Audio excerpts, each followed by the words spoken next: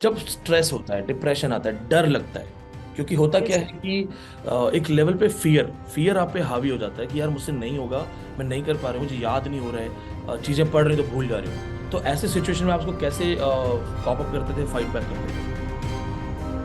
Sir, कोशिश मेरी ये रहती थी कि मैं उसको दोबारा पढूं, फिर अपने आप के लिए क्वेश्चन बनाऊं। So first of all congratulations Privi. Thank बहुत यू बहुत सर। बधाई आपको। बनारस से है ना आप? हाँ सर। बनारस में आप कहाँ से हैं? बनारस में नाटी इमली। शायद you must be knowing this thing कि मेरा ननिहाल है बनारस। You know that?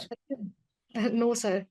आपके यहाँ पे जो एक जगह है राजा तालाब, वहाँ हाँ। पे एक छोटा सा गांव है, तो वो मेरा ननिहाल है। एंड साल में कई बार ऐसा होता है कि 4-5 महीने में घर में आना जाना होता है वहाँ पे। हम्म। तो एक बार इस बार आऊंगा तो मैं पूरी कोशिश करूंगा आपसे मिलने की। सो फर्स्ट ऑफ आइए ऑल सर। आपको बहुत बहुत बधाई हो। और प्रीवी, आप जेएनयू की स्टूडेंट हैं।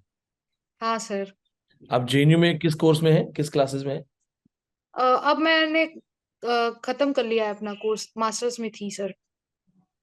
आपने जेएनयू से मास्टर्स किया है, अपने आप में बहुत बड़ी बात है। जेएनयू का लेवल लर्निंग बहुत अलग है। It's not the traditional one, not the common one. So we have some questions from you. आपसे कुछ सवाल पूछने हैं हमें for the students. First of hmm. All, as we know that things are not same for you just like others, so how या did you motivate yourself that I have to do it, मुझे give up नहीं करना है?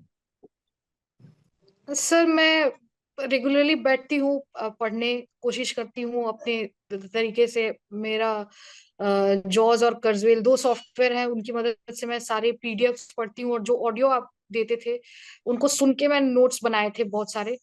और हालांकि वो बात अलग है कि इस बार बहुत सारे कल्चरल स्टडीज से क्वेश्चन आए थे, और इंडियन ऑथर्स जो थे बेसिकली अननोन थे। जैसे सलीम अली वगैरह। जी जी।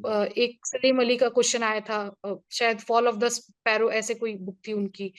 तो वो सब थोड़े अननोन थे मेरे लिए, तो हो सकता है इस वजह से मैं थोड़ा रह जाती हूँ, लेकिन हाँ, मेरी कोशिश पूरी रहती है कि मैं अपना इस बार टारगेट अचीव कर सकूं। अपने आप को मोटिवेट करना तो अपना ही काम है, मोटिवेशन हमेशा अंदर से आती है। और दूसरा रीजन मोटिवेट करने का, अपने आप को, ये रीजंस भी होते हैं मोटिवेट करने के लिए, तो मेरे पेरेंट्स सबसे बड़ी मोटिवेशन है मेरे लिए। बहुत सारा स्ट्रगल है उनका रहा है, और मैं दिल्ली तक पहुंच पाई हूँ तो पेरेंट्स का ही, उनका मतलब सपोर्ट रहा है अक्सर। और अभी अभी भी वो उतना, मतलब जैसे पेरेंट्स का प्रेशर होता है, उन्होंने मेरे पर कभी प्रेशर बिल्ट नहीं किया कि तुमको ये तुमसे क्यों नहीं हुआ। वो पूछते हैं कि आगे, वो हमेशा ये कहते हैं कि आगे हो जाएगा, तुमसे ऐसा नहीं हुआ तो। ये प्रीवी, बहुत बड़ा। First of all on camera I want to regard your parents, I want to do a salute कि जिस तरह से वो आपको सपोर्ट कर रहे हैं और आगे बढ़ा रहे हैं, और आप जेएनयू तक आके पढ़ाई कर रही हैं। यहाँ एक अनजान शहर में अकेले रह के आपने पढ़ाई की है, बहुत बड़ी बात है ये। और पेरेंट्स, जब डॉटर्स की एजुकेशन की बात आती है तो पेरेंट्स का रोल बड़ा इंपॉर्टेंट हो जाता है। तो I am really proud of, और मुझे गर्व है आप पे, आपके पेरेंट्स पे। प्रीवी, एक सवाल है आपका कि आपने नेट क्वालिफाई किया, जेआरएफ मिस हो गया। आपको क्या यस सर। लगता है जेआरएफ मिस होने का क्या सिर्फ यही एक रीजन है कि जैसे कुछ अननोन क्वेश्चन है, क्योंकि 10-15 क्वेश्चंस तो हर बार आते ही हैं अननोन, या कुछ पेपर वन वगैरह में भी कुछ फैक्टर्स थे? नहीं सर, पेपर वन में तो शायद कोई फैक्टर नहीं था। पेपर वन में तो ठीक, मतलब ठीक ठाक रह गया। लेकिन पेपर टू ही मेरी कमजोरी है। दरअसल मेरी कमजोरी है कि मेरे को डेट्स नहीं याद रहते हैं, अच्छे से हाँ, डेट्स नहीं याद रह जाते हैं। जी। और बहुत बहुत बार मैं असर्शन रीजनिंग में गलत कर देती हूँ, पता नहीं वो ब्रेन फॉग की वजह से। वो मेरी पढ़ाई ही रह गई शायद सर, मेरी मिस्टेक की वजह से। बल्कि मतलब आपकी पूरी कोशिश थी, आपने एंड तक मुझे सपोर्ट किया है, वीडियोस भेजे हैं, नोट्स भेजे हैं। 100, मुझे याद है आपके लास्ट 10 दिन पहले 10 से 18 पीडीएफ्स आए थे कि ये इंपॉर्टेंट है, प्लीज पढ़ लो।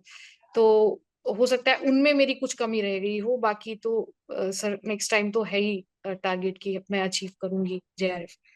Do you know about the story of Avichal Bhatnagar? मैंने आपको बताया होगा, आपको बोला होगा हाँ सर। मोटिवेट करने के लिए।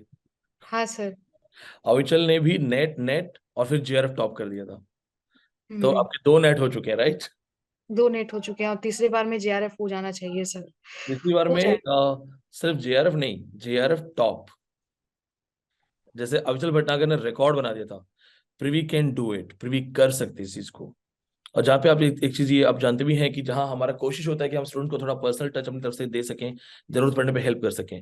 तो मैं ये चाहता हूँ कि जब आप जेएनयू में वापस आए तो एक बार हमारे ऑफिस में विजिट कीजिए, बी द पार्ट ऑफ साहित्य फैमिली। आपको यहाँ पे एक छोटी सी फैमिली मिल जाएगी।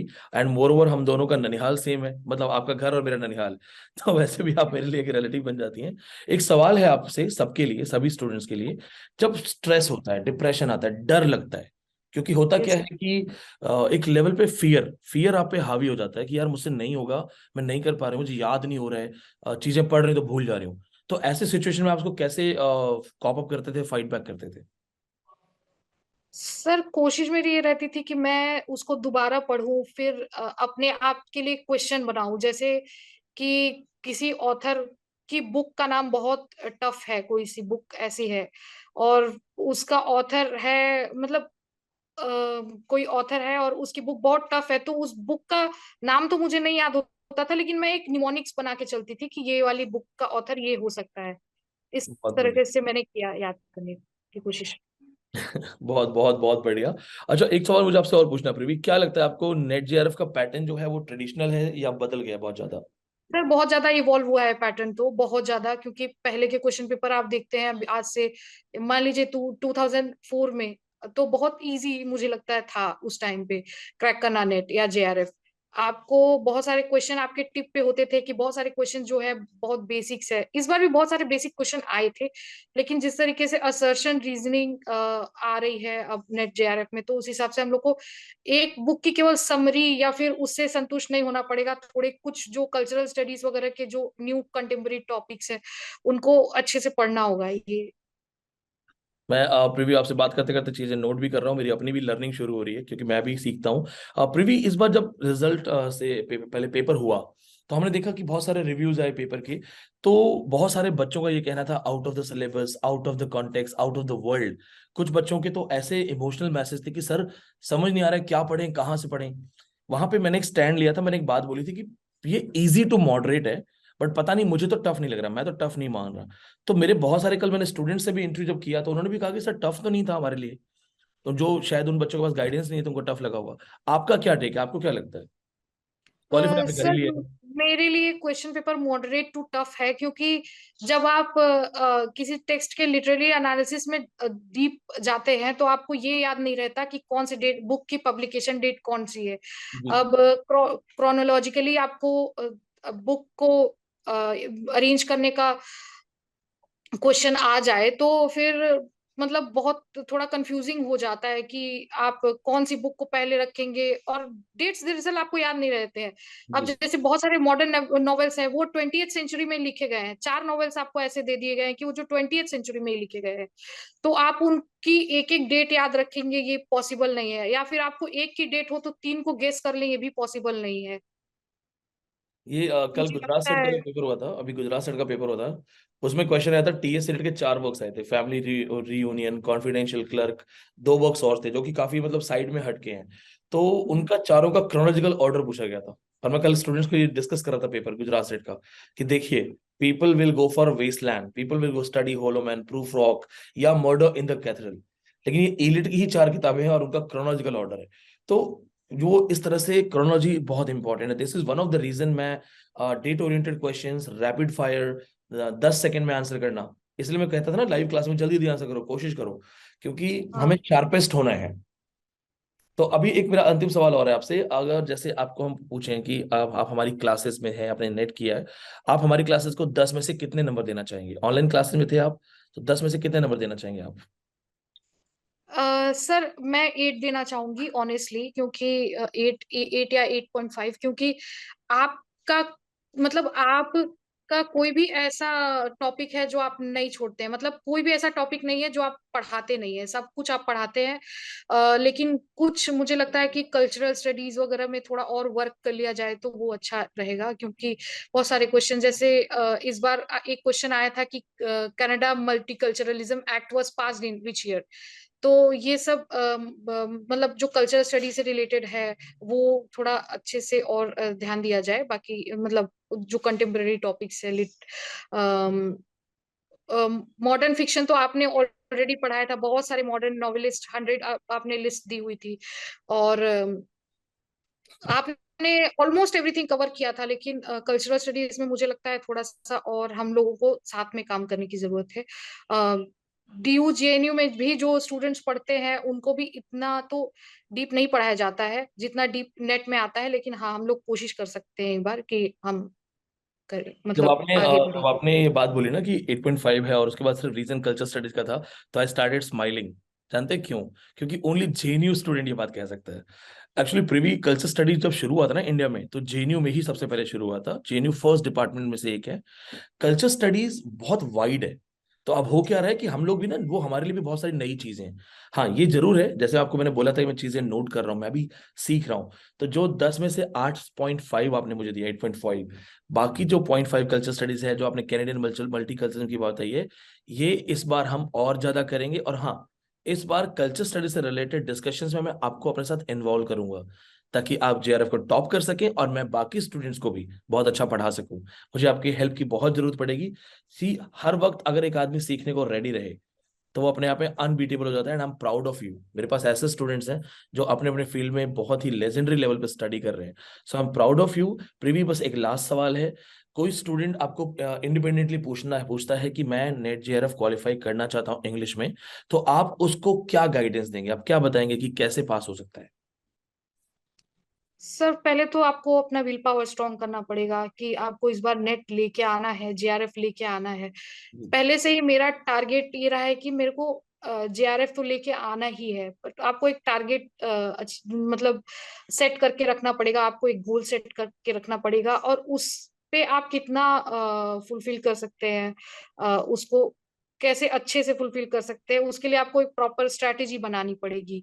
फिर आप ये देखेंगे कि आपके पास कौन सा ऐसा कोच है, कौन सा जो ट्रेनर है वो आपको बहुत अच्छे से हेल्प कर सकता है। मैंने आपके बहुत सारे वीडियोस देख रखे थे, और अविचल भैया भी मेरे लिए एक इंस्पिरेशन थे। वो मेरे सीनियर हैं, एलुमनाई है जेएनयू के। जी जी। उन्होंने भी सेंटर फॉर इंग्लिश स्टडीज से ही अपना मास्टर्स किया है, अभी वो पीएचडी कर रहे हैं शायद, कौन से यूनिवर्सिटी से वो मुझे नहीं याद है। तो वो मेरे लिए इंस्पिरेशन थे, और मैंने उनका इंटरव्यू भी देखा था आपकी कोचिंग को ज्वाइन करने से पहले। तो आप मतलब ये कोच वगैरह, प्रॉपर गाइडेंस, और आप नोट मेकिंग की ओर भी बढ़ सकते हैं। ये नहीं कि आपको पूरा लेक्चर ऑडियो का ही नोट मेकिंग करना है, लेकिन आप उनमें से इंपॉर्टेंट इंपॉर्टेंट पॉइंट्स निकाल के नोट कर सकते हैं। ये सारी चीजें करनी चाहिए।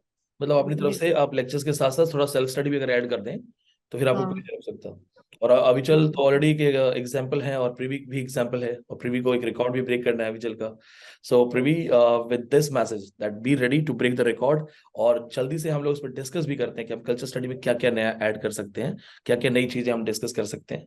इसके साथ बेस्ट विशेस, आपको बहुत सारी और ब्लेसिंग। मॉडर्न जो कंटेम्प्रेरी इंडियन ऑथर्स है, जैसे कि मुझे लगता है अभी जो एक दो और ऑथर्स का नाम मैं भूल रही हूँ, बंगाली ऑथर्स से, ये तो मुझे याद है, क्वेश्चन पेपर तो मैंने। ट्रांसलेशन राइटर्स जी। हाँ, तो ट्रांसलेशन राइटर्स और जो भी इंडियन कंटेम्प्रेरी बुक्स है जो कि बहुत बेस्ट सेलर रही हैं, जी। इंडियन खासकर, इस बार बहुत सारे शिफ्ट वन में तो न्यू इंडियन ऑथर्स आए थे जिनका आपको कोई आइडिया नहीं था। तो सर उन पे भी फोकस करना चाहिए जो मैंने हो ये सके तो। ये भी नोट कर लिया है प्रवी। हम लोग उसको मिलके करेंगे। एक्चुअली हम लोग भी पेपर एनालाइज करेंगे। अभी मैंने नेट हाँ का बस वही रिजल्ट आ गया बहुत जल्दी, रिजल्ट बहुत जल्दी दे दिया, तो हम लोग इन्वॉल्व हो गए बहुत जल्दी। हाँ सर। पेपर एनालिसिस करके हम लोग भी बहुत सारी नई चीजें ऐड करने वाले हैं।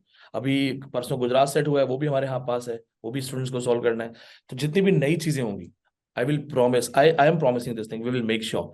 क्योंकि मैं पर्सनली आपकी चीज बताता हूँ। अगर मुझे 10 में से 10 मिला होता, तो मैं मुझे लगता कि फिर मैं नया क्या करूं। ये तो पूरा है 10 में से 10। 8.5 आपको मोटिवेट करता है कि फाइट फॉर 1.5, अब बचा हुआ 1.5 क्या है।